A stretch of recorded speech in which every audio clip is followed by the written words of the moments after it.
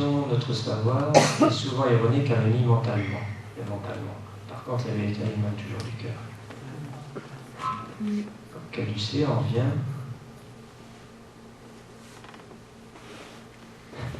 Combien d'histoires Lewis Carroll avait sauté des merveilles qui suit le lapin blanc, lapin, pour rentrer dans l'autre monde, de l'autre côté, c'est-à-dire il y a toujours ces allusions intéressantes. Même dans Matrix, dans le film Matrix, quand lui il est dans son appartement, il y a quelqu'un qui vient sonner pour acheter un logiciel et tout, et puis il avait marqué sur son ordinateur qu'il devait suivre le lapin blanc. Et il voit des gens là, et au moment où une fille se retourne, elle avait un petit lapin blanc tatoué derrière sur l'épaule, et là il va les suivre. Donc on voit combien le Hollywood est aussi très très proche de tout ce savoir ésotérique. Parce que Matrix c'est vraiment une montagne de messages cachés, bien sûr, les films. Donc il nous invite, il y a une invitation, donc on va suivre le lapin blanc au fond du terrier. Regardez, il y a des hommes. Et là, maintenant, j'ai pas envie de vous donner mais pour moi, la conférence, elle commence ici.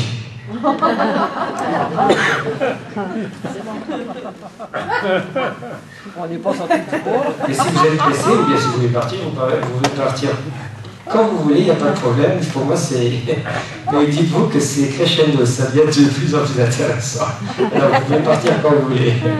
Je vous tiens maintenant. Puisque ici, nous allons aborder une légende qui est très très importante, celle de Georges Dragon. Donc, tout ce qu'on a parlé là, c'était vraiment pour avoir déjà un aperçu de ce qui va venir quand on va parler d'alchimie, de Saint Graal et d'Apocalypse. Mais il fallait que ça soit un petit peu. Pardon? Oui, c'est vrai, 2012, l'année de Dragon, exact. Ouais. Parce que mon fils, il est dragon. Donc, Georges le Dragon. Une légende vraiment qui me porte à cœur, qui m'est venue comme ça, où j'ai commencé à me poser la question, c'est quoi cette image de cet homme qui est en train de se battre contre un dragon, etc., qu'on retrouve partout à travers le monde, des images comme ça. Dragon, le Pendragon. Il faut savoir que le roi Arthur, c'est le Pendragon, son titre, et c'est le mot Pen, en breton, ça veut dire la tête du dragon. Pen, c'est la tête. Mais moi, je me pose la question si ce n'était pas le Bendragon. Parce que chez les Sémites, chez les Arabes, le mot Ben, ça veut dire fils de. Le Bendragon. Vous savez que les cultures, ils se mélangeaient, etc. Il y avait beaucoup d'échanges. Donc le Bendragon, ça voudrait dire soit la tête du dragon ou le fils du dragon. Et c'est que cette légende, justement, du roi Arthur, c'est une suite d'autres légendes, celle du Christ, celle d'Osiris et d'Horus. Donc toutes ces légendes, il y a une continuité à travers le temps, elle est réinterprétée. Encore une fois, si je n'ai pas compris quelque chose là, je vais le comprendre là, et je vais comprendre ça, et je fais ma synthèse, et là j'ai une image très intéressante.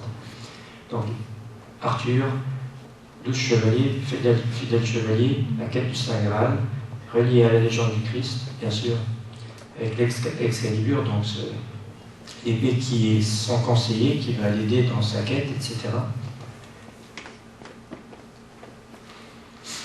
Donc, ici nous sommes en Angleterre, un endroit qui s'appelle Glastonbury, et donc la fameuse Chalice Well, ce symbole-là, c'est un puits, donc un puits qui est très riche, comme j'ai marqué ici, il est très riche en fer. Il y a une grande contenance de fer dans cette eau-là. Et on voit que la Vesica Piscis y est largement représentée. Et c'est aussi un lieu qui est relié à la légende du roi Arthur. Donc on commence tout doucement aussi à relier certaines choses. Ici j'ai mis un exemple de la langue des oiseaux en anglais. Donc good night, bonne nuit, ça nous donne ça, good night. Et le matin on dit wake up, et ça donne ça, wake up. Et si on associe bien sur le chevalier, la quête du chevalier qui est à la quête du Saint Graal, sur le chemin qui mène à la coupe, là, ça tient la route, je veux dire, c'est vraiment, il y a un message codé dans. Donc, quand on parle automatiquement de la légende d'Arthur, le Saint Graal, qui est associé à la légende du Christ, donc nous avons bien sûr cette association de personnages qui sont bien sûr regroupés en groupes de 3. On voit bien qu'ils sont bien regroupés ici en groupe de 3. Donc on en a Pour moi, c'est 12 plus 1. Et nous cherchons un trésor. Vous avez déjà vu tout de suite ici que le mot trésor, on peut l'écrire comme ça. Trésor, la valeur 13, très importante. Et pourquoi un 13e? Parce qu'il existe aussi réellement une 13e constellation. Donc pourquoi en groupe de 3? Parce que les signes du zodiaque, ils sont aussi en groupe de 3. Si maintenant nous prenons donc les 12 constellations, avec la croix, donc on a une association de groupe de 3. Et le 13e, donc, qui est la constellation du Serpentaire. Bon, maintenant, c'est ce que je dis toujours en Europe, maintenant ici, c'est pas forcément, vous le savez, ça n'a pas été diffusé ici au Canada, mais sur une radio française qui s'appelle RTL, dans les années 80, début 80, il y avait un homme qui donnait les prévisions du zodiaque, comme ça, les signes astrologiques, qui s'appelait Maître Coq. Et dans ses prévisions, il parlait encore du Serpentaire. Et tout d'un coup, ils ont arrêté de parler du Serpentaire. C'est au mois de novembre. C'est une durée beaucoup plus courte. Et il y a encore une 13e constellation qu'on ignore d'une certaine manière. Mais elle est là symboliquement. Et l'image, très, très intéressante, d'un homme en prise avec un reptile. Chez les Asiatiques, en Chine, en Chine, il y a aussi un 13e signe du zodiaque. Et c'est celle du chat, qui n'est pas dans le signe, dans la tradition. Le chat, il n'est pas là, et la légende, c'est que le Bouddha, il avait convié tous les signes, et le rat, il devait dire au chat, tu dois venir, il ne lui a pas dit. Et comme il n'est pas venu, le Bouddha, il a dit, tu peux rester. Et c'est ça la légende, mais il y en a aussi 13. Donc on reste dans la symbolique des 13 constellations. Et donc, cet homme, cette histoire d'homme, parce que maintenant, la légende du Serpentaire, la légende grecque de ce personnage, donc c'est celui-là, c'est Asclépios, ou Esculape, il a plusieurs noms. C'est fils d'Apollon, le fils d'Apollon, dans la mythologie. Et son symbole, donc, on est ici, parce que vous voyez, le calucé, maintenant on va rentrer tout doucement dans la thérapie, dans la médecine, etc. Vous voyez, le calucé, c'est quand même le symbole de la médecine contemporaine. Ici, une version sumérienne, babylonienne.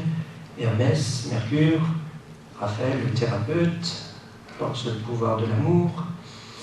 Et ici, donc, la légende de Asclépios, qui est pour moi très révélatrice. Une belle statuette le représentant. Donc, le bâton, le calucé, avec le serpent, le calucé. Et sa légende, donc, je vais vous la raconter, parce qu'elle est quand même intéressante. C'est donc un personnage qui se promène dans la forêt. On va dire il est au Canada, Québec, à Lucie. Il est au Québec et là il voit au sol un serpent mort. Et tout à coup il y a un autre serpent qui se pointe, il rampe, mais il a une herbe dans la gueule comme ça. Et il glisse cette herbe dans la gueule du serpent mort. Et quelques secondes après, il ressuscite. Alors il dit wow, ça c'est intéressant, maintenant je sais quelle herbe est l'herbe qui ressuscite les morts. Et il va à travers toute la Grèce, il va commencer à guérir les malades, à ressusciter les morts, etc. Et là, il y a donc, là-haut au ciel, des dieux, il y a Hadès, le dieu des enfers, qui va auprès de son puissant frère, le dieu Zeus, et il dit, écoute, il y a un problème là en bas. Il y a Esculape, là, il a trouvé le secret qui est normalement notre secret à nous, l'immortalité. Et moi, mon enfer, il n'y a plus une âme fraîche qui rentre, ça va pas ça, il va falloir faire quelque chose. Et là-dessus, Zeus, il dit, écoute, t'as raison, on va le terrasser. Allez. Mais on va l'immortaliser sous les traits d'un homme avec son serpent. Et donc, ce qui est important dans cette légende, il faut tout de suite sortir le plus important. Symbole du serpent, l'immortalité. Et le reste, bon, c'est de l'imagerie, c'est une légende qui va pouvoir être véhiculée, etc. Donc, on a les ondes et l'immortalité qui est revenue. Ici, on est en Égypte, bien sûr, et puis là, le calucé, il est aussi représenté, on le voit, ici, donc là, ici, il y a le calucé, serpent, etc. Ici, il y a les ailes. Et puis, ce qui est intéressant avec la balance, donc, on va reparler de cette fameuse pesée là, avec la balance. Donc, on en est à Georges et le dragon, l'homme qui se bat contre eux, parce que aussi dans les textes biblique, il est souvent dit le dragon, l'ancien serpent. Pour faire une association, pour dire que ce soit un serpent ou un dragon, c'est kiff-kiff, c'est la même chose. On passe pour de la tête, le dragon, l'ancien serpent. Donc les deux symboles sont la même chose. Et donc, vous voyez bien l'étymologie, la construction du nom Georges en anglais, ici, en français on ajouterait un S, mais c'est bien les deux lettres GE, et au milieu il y a de l'or. Et ce qui est aussi intéressant, c'est que là, Géo, c'est la terre. Et c'est pour ça que le mot Georges veut dire le laboureur, le paysan, celui qui travaille la terre. Mais moi, dans ma façon de penser, je me dis, bah oui, un terrien, c'est aussi ça. Je veux dire, un terrien, c'est un homme produit de la terre, etc. Donc, issu de la terre. Alors, on pourrait dire que chaque créature vivante sur terre, c'est un Georges, d'une certaine manière. Et aussi dans la Bible, le premier personnage historique, on va dire, entre guillemets, qui a dû travailler la terre, ben, c'est Adam.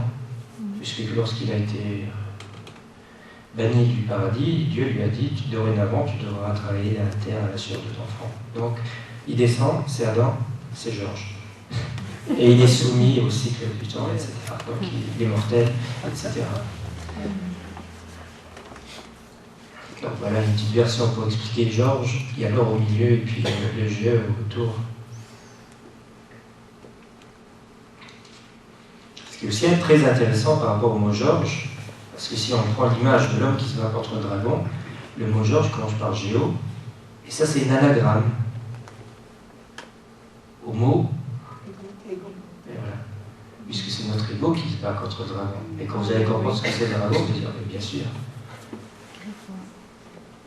Voilà, et là je vais nouveau encore une fois le drag on en anglais, vous allez comprendre pourquoi le mot drag on, ça veut aussi dire quelque chose en anglais, c'est attirer vers, c'est quelque chose de magnétique, on va dire. Donc, et là, j'ai précisé que justement, le dragon, l'ancien serpent. Donc maintenant, on va supposer que Georges, c'est un terrien, c'est un simple homme, un homme parmi tant d'hommes, et il se bat contre un dragon. Maintenant, on va essayer de comprendre ce que représente le dragon. Les dragons, parce qu'il y en a partout, il y en a en Amérique, il y en a en Europe, il y en a en Asie, cette image d'animal après. Et il est hybride, c'est-à-dire, il y a des dragons avec des écailles, il y a des dragons avec des plumes. Donc c'est un animal, on ne peut pas vraiment définir ce qu'il est réellement. On peut dire maintenant c'est un amphibien, même avec des poils comme un lion, il me semble. Donc l'image du dragon. Version babylonienne, Marduk contre Tiamat, toujours ce conflit homme-dragon, avec sa montre ici au poignet. Donc le dragon, ce qui est intéressant, c'est qu'il, d'abord pour commencer, il représente déjà les 4 éléments. Puisque donc, son repère, il est sous terre, il peut se mouvoir dans les eaux comme un poisson, il crache du feu et il se voler dans les airs comme un oiseau. Donc les 4 éléments sont représentés à travers le dragon. Et donc, aussi toujours important, le dragon est le gardien d'un 13 or.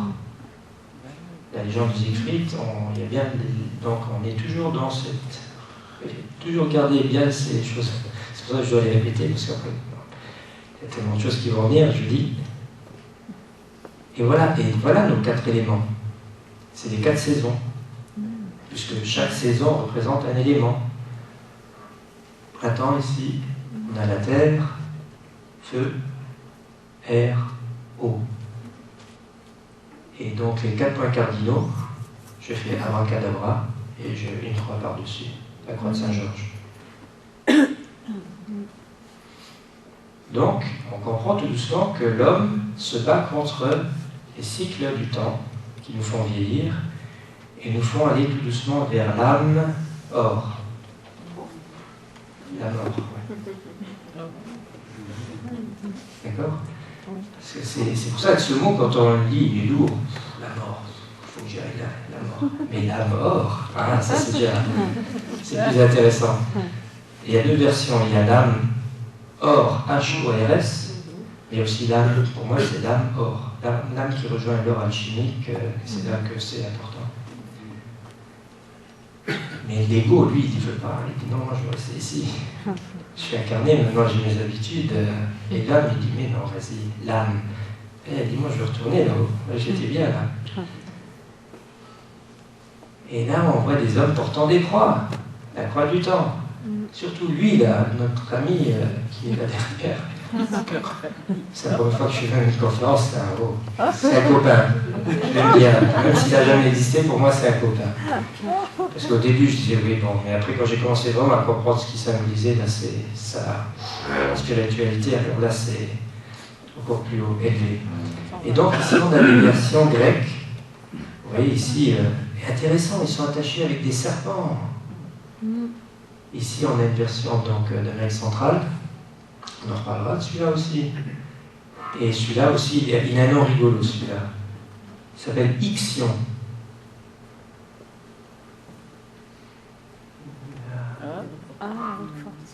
Ici, on a dans une église, donc en Allemagne, Tübingen, donc c'est la... Vous voyez, donc, c'est Saint-Georges qui est représenté dans cette roue aussi, dans cette croix. Bon, là, c'est pas forcément tout à fait une croix, mais on a toujours ce concept de... Donc, ixion, crucifixion. Et donc, ici, on le voit, donc, il y a toujours des serpents qui... Les ondes, le monde magnétique, des ondes qui emprisonnent, qui tiennent la personne dans des cycles, et aussi surtout la croix. Donc, à partir du moment où nous comprenons que la croix, ça représente la Terre qui tourne autour du Soleil, donc, et que donc il y a les 4 points cardinaux. Quand on voit le Christ porter cette croix qui devient de plus en plus lourde,